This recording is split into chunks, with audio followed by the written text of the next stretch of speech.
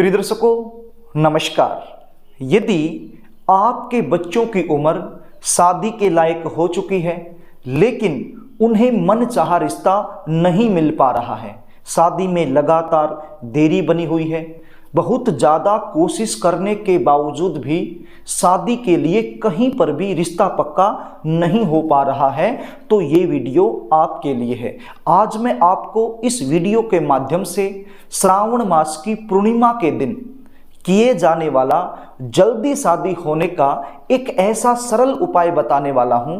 यदि आपने इस उपाय को अच्छे से समझ लिया और मेरे द्वारा बताए गए तरीके से कर दिया तो यकीन मानिए आपके बच्चों की शादी के लिए कोई न कोई अच्छा प्रस्ताव जरूर आएगा और शादी फिक्स हो जाएगी। यह उपाय यदि बच्चे खुद करना चाहें तो खुद कर सकते हैं और यदि बच्चे खुद ना कर पाएं तो माता पिता अपने बच्चों की जल्दी शादी के लिए ये उपाय जरूर करें। कई बार बच्चों की जन्म कुंडली में ग्रह और नक्षत्रों के कुछ ऐसे दुर्योग बन जाते हैं जिसके चलते विवाह में लगातार विलंब होता रहता है। रिश्ते आएंगे, बातें चलेंगी, लेकिन कोई भी बात, कोई भी रिश्ता सफलता तक नहीं पहुंच पाएगा।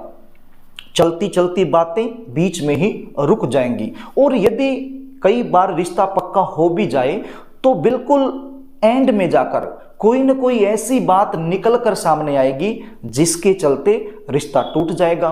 कभी लड़की वालों की तरफ से ना हो जाएगी और कभी लड़के वालों की तरफ से ना हो जाएगी। बच्चों की उम्र लगातार निकलती जाएगी, देखने वाले आएंगे, देखकर चले जाएंगे, लेकिन किसी भी प्रकार का पॉजिटिव रिप्लाई सामने से आपको मिल नहीं पाएगा।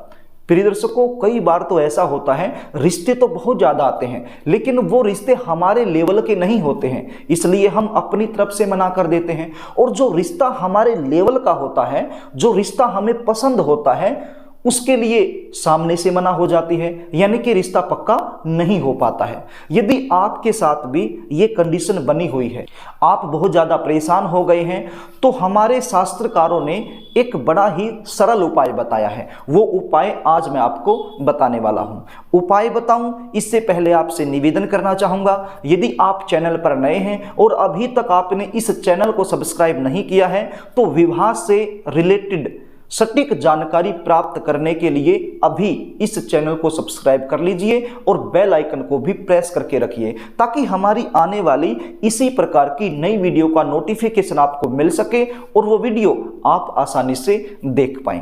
प्रिय दर्शकों, चैनल को सब्सक्राइब करना, वीडियो को लाइक करना, ये पूरी तरह से निःशुल्क होता है, इसमें आपका कोई भी खर्चा नहीं लगता है। यदि आप चैनल को सब्सक्राइब कर लेते हो, वीडियो को लाइक कर देते हो तो हमारा मनोबल बढ़ता है, हमें खुशी होती है। तो प्रिय दर्शकों, अब आप उपाय सुन लीजिए। ये कैसे करना है, कब करना है, इसको थोड़ा सा ध्यान से सुन लीजिए। ये उपाय आपने श्रावण मास की पूर्णिमा तिथि के दिन करना है।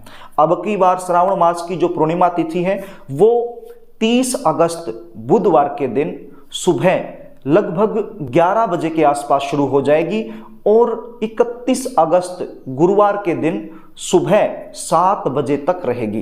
तो प्रिय दर्शकों, ये उपाय आपने 30 अगस्त बुधवार के दिन 11 बजे के बाद करना है। मैं तो आपको ये कहूँगा कि ये उपाय आप 30 अगस्त को शाम के समय कर दीजिए, प्रदोष काल में।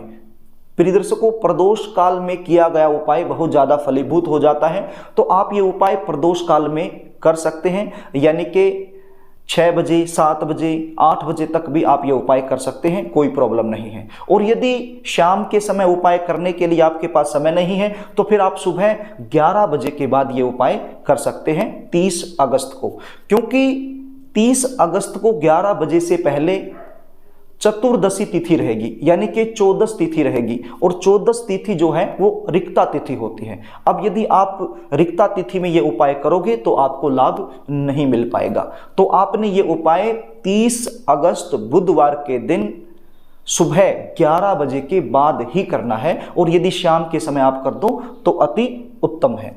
अब ये उपाय करना कैसे है इसको आप समझ लीजिए। ये उपाय करने के लिए आपके पास क्या सामग्री होनी चाहिए इसको आप समझ लीजिए। प्रिय दर्शकों, आपके पास एक नारियल होना चाहिए। नारियल कैसा? जटा वाला नारियल आपके पास होना चाहिए। वो जटा वाला नारियल कैसा होता है, मैंने स्क्रीन पर फोटो दिखा दिया है। इस प्रकार का नारियल आप बाजार से ले आइए। और क्या चाहिए, एक लाल रंग का कपड़ा आपके पास होना चाहिए। कितना कपड़ा, लगभग 1.25 मीटर के आसपास लाल रंग का कपड़ा आप ले आइए और इस लाल रंग के कपड़े को इस प्रकार से फोल्ड कर लीजिए ताकि ये लंबा लंबा बन जाए और इस नारियल के ऊपर इसको आप लपेट दीजिए। किस प्रकार से लपेटना है ये भी आप स्क्रीन पर देख लीजिए। और क्या चाहिए, एक भोजपत्र आपके पास होना चाहिए और पीले रंग का चंदन आपके पास होना चाहिए। अब ये पीले रंग का चंदन आप किसी भी कटोरी में डालकर इसका घोल बना लीजिए और एक माचिस की तिल्ली ले लीजिए। माचिस की तिल्ली पर आप कॉटन लपेट लीजिए, यानी कि रुई जिसके साथ हम बत्ती बनाते हैं, तो वो रुई आप लपेट लीजिए और उसके बाद इस भोजपत्र पर आपने कुछ लिखना है। क्या लिखना है, किसकी सहायता से लिखेंगे, आप समझ गए ना। ये जो पीले रंग का चंदन आपने कटोरी के अंदर घोल रखा है, इसकी सहायता से, और माचिस की तिल्ली ले लीजिए, उसके ऊपर कॉटन चिपका लीजिए एक साइड में और उसकी सहायता से आप लिख दीजिए। क्या लिखना है, सबसे पहले आप लिखिए शुभ विवाह। क्या लिखना है, शुभ विवाह। उसके बाद आप अपने बच्चे का नाम लिख दीजिए। यदि आप बच्चे खुद कर रहे हैं अपना नाम लिख दीजिए, और यदि आप माता पिता हैं तो अपने बच्चे का नाम वहां पर लिख दीजिए शुभ विवाह के नीचे। और उसके नीचे आपने लिखना है अपने बच्चे की उम्र। वर्तमान समय में आपका बच्चा जिस उम्र में चला हुआ है वही उम्र आपने लिखनी है। सपोज कीजिए कि आपका जो बच्चा है वो 29 साल का हो चुका है और अभी 30वें साल में चला हुआ है, तो आपने यहां पर 30 लिखना है। सपोज कीजिए आपका बच्चा 25 साल का हो गया है और 26वें साल में चला हुआ है, चाहे वो लड़का हो या लड़की हो, कोई फर्क नहीं पड़ता। तो आप ये देख लीजिए कि वर्तमान समय में आपका जो बच्चा है वो किस उम्र में चला हुआ है, तो वही उम्र आपने यहाँ पर लिख देनी है। तो आपने भोजपत्र के ऊपर क्या क्या लिखा, सबसे पहले लिखा शुभ विवाह, उसके बाद लिखा बच्चे का नाम, चाहे लड़का हो चाहे लड़की हो, जिसकी भी शादी में देरी चली हुई है उसका नाम आपने लिख देना है और उसके नीचे लिख देनी है उसकी उम्र जो वर्तमान समय में चली हुई है।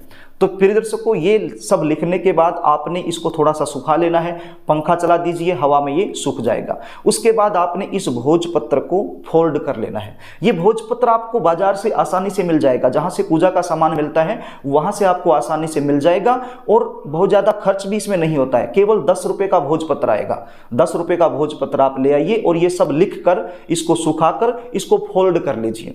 फोल्ड करने के बाद ये भोजपत्र आप ये जो लाल रंग का कपड़ा आपने नारियल के ऊपर लपेट रखा है इस कपड़े के अंदर रख दीजिए। कपड़े को थोड़ा सा ऊपर उठाइए और वहां पर इसको आराम से रख दीजिए। अब आपने इस नारियल को लेकर शिव मंदिर में जाना है। मैं आपको बता चुका हूं कब जाना है, 30 अगस्त को जाना है, बुधवार के दिन जाना है और सुबह 11 बजे के बाद ही जाना है। अच्छा, एक बात और मैं आपको यहां पर बता देता हूं, जैसे ही पूर्णिमा तिथि 11 बजे शुरू होगी तो साथ ही भद्रा काल भी शुरू हो जाएगा। तो ये उपाय करने में भद्रा काल का विचार नहीं करना है। भद्रा काल रहेगा, नो प्रॉब्लम, भद्रा काल में भी आप ये उपाय कर सकते हैं। इसका जो रिजल्ट है वो 100% आपको मिलेगा। भद्रा काल में केवल राखी नहीं बांधना है, राखी बांधना वर्जित बताया गया है। ये उपाय आप भद्रा काल में कर सकते हैं, नो प्रॉब्लम, क्योंकि भद्रा काल तो रहेगी। 30 अगस्त को शाम लगभग 9 बजे तक भद्रा काल रहेगा, तो 9 बजे तक तो बहुत ज़्यादा लेट हो जाएंगे। ये उपाय हमें पहले ही करना होगा, तब तक तो जो मंदिर है वो बंद हो जाएंगे। तो भद्रा काल में ये उपाय करें, नो प्रॉब्लम, किसी प्रकार की कोई दिक्कत नहीं है। आप भद्रा काल में ही ये उपाय कीजिए और बस इतना सा ध्यान दीजिए कि 30 अगस्त को 11 बजे के बाद ही आपने ये उपाय करना है और यदि संभव हो सके तो शाम के समय कर दीजिए। 30 अगस्त को शाम के समय 5 बजे, 6 बजे, 7 बजे, 8 बजे तक भी कर दीजिए, कोई प्रॉब्लम नहीं है। तो ये नारियल लेकर के आप शिव मंदिर में चले जाइए, जहां पर शिवलिंग है वहां पर जाकर बैठ जाइए।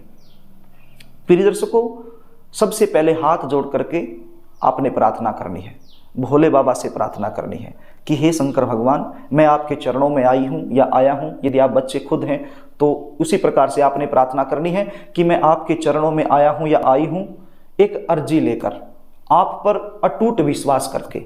तो आप मेरे विश्वास को मत तोड़ना। ऐसी प्रार्थना कीजिए और ऐसी प्रार्थना करने के बाद आपने इस नारियल को अपने हाथ में लेना है और अपनी मनोकामना बोलते हुए शिवलिंग के पास आपने रख देना है। प्रिय दर्शकों, ये एक प्रकार से आप अर्जी लगा रहे हैं भोले बाबा के चरणों में, और भोले बाबा से बोलना है कि हे भोले बाबा, ये हमारी अर्जी, आगे आपकी मर्जी। मैंने तो पूरे विश्वास के साथ ये उपाय किया है और आपके चरणों में बैठी हुई हूँ अपनी झोली पसार कर। अपने बच्चे की जल्दी शादी के लिए मैं आपके पास आई हूँ और आप मुझे निराश मत करना। हे शंकर भगवान, आज श्रावण मास का अंतिम दिन है, इसके बाद भादव मास शुरू हो जाएगा, तो श्रावण मास का अंतिम दिन। प्रिय दर्शकों, एक तो पहला दिन और एक अंतिम दिन बहुत ही ज़्यादा महत्वपूर्ण होते हैं। तो पूर्णिमा तिथि है, यानी कि चंद्रमा भी इस दिन 16 कलाओं से परिपूर्ण रहेगा, और श्रावण मास का अंतिम दिन। तो भोले बाबा आपकी ये जो अर्जी है इसको जरूर स्वीकार करेंगे। बस जो आप प्रार्थना कर रहे हैं उसमें भाव होना चाहिए। यदि आपकी प्रार्थना में भाव होगा तो आपकी जो प्रार्थना है वो जरूर स्वीकार की जाएगी और आपकी मनोकामना अवश्य ही पूर्ण होगी। आपके बच्चों की शादी में जो देरी चली हुई थी उस देरी से आपका पीछा छूटेगा। जो रुकावटें, जो अड़चनें आ रही थी वो सब दूर हो जाएंगी और जल्द से जल्द विवाह के लिए कोई न कोई अच्छा रिश्ता आ जाएगा। अब ये नारियल आपने भोले बाबा के पास ही छोड़कर चले आना है अपने घर को प्रार्थना करने के बाद। तो इस प्रकार से आपने ये उपाय करना है।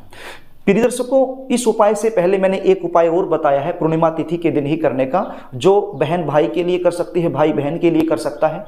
तो उस वीडियो के कमेंट में कुछ ऐसे मैसेज आए, कमेंट बॉक्स में कुछ ऐसे कमेंट आए कि सर हमें ये बताइए कि ये उपाय माता कर सकती है क्या।